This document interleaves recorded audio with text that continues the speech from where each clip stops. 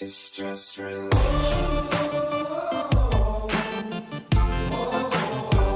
It's just religion.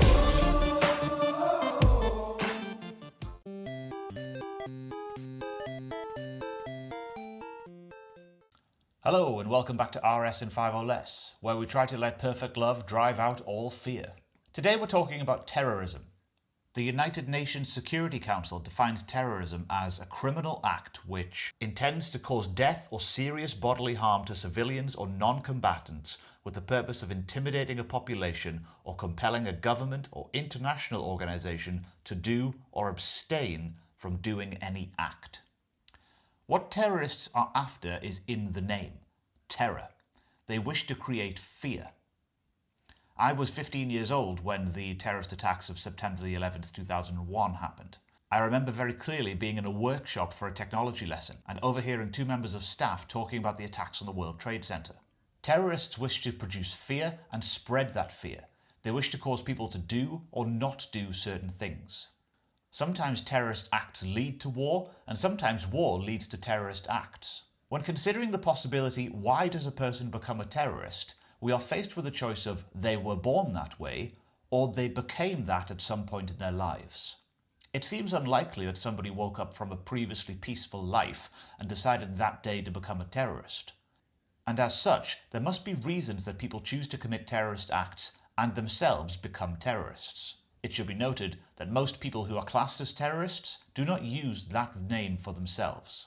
There have been a number of political figures who in their careers have been accused, and in some cases convicted, of committing terrorist acts, but later went on to be seen as legitimate political leaders.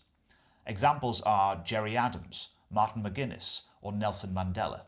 For an extension, research these people's lives and come to your own conclusions as to whether these people should be viewed as terrorists or freedom fighters. There are so many effects of terrorist acts. In the first instance, bodily harm and death.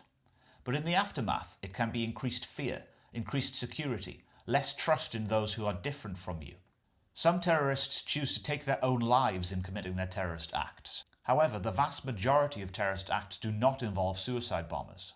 Some of the reasons why people choose to join a group or to go as a lone wolf and commit acts of violence and terrorism include being denied human rights for themselves or their people group. It could also be to bring about political change, having peaceful means having failed. Equally, some people use religious justification for their terrorist acts, although the governing bodies of all the major world religions unilaterally condemn acts of terrorism and violence. Having said that, there are examples of people who use religion as an excuse for terrorism. Examples from Islam are Boko Haram, and from Christianity, the Ku Klux Klan. However much certain people convince themselves that violent and terrorist acts are the true expression of a particular religion, it's very difficult to square that with the holy texts and with the religion as a whole. In Christianity, the book of Romans, chapter 12, reads, "Do not repay anyone evil for evil. If it is possible, as far as it depends on you, live at peace with everyone." And within Islam, the 17th chapter of the Qur'an says, "Do not take life, which Allah has made sacred." It is important to note that no religious body of any of the major world religions says that terrorism is acceptable. Perhaps it is true that certain people will use freedom as an excuse to be violent, and certain people will use religion as an excuse to be violent, and certain people will use democracy as an excuse to be violent. Perhaps it is not the concept themselves which produce violence, but they are used as a justification for somebody who is already planning to be violent. As soon as you believe that another human life is worth less than yours, the seeds of terrorism can be planted. This is why religious views like all life being sacred or being made in the image of God are strong antidotes to terrorist actions and thought. Some questions to consider. Let me know your thoughts about these in the comments.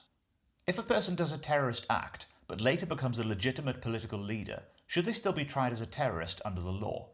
What does it mean when a government or organisation can decide at will whether or not a person should be seen as a terrorist? If the aim of terrorism is to produce fear, what is the best way to overcome that? And what would be the most effective thing that religious believers could do to combat terrorism in the world today?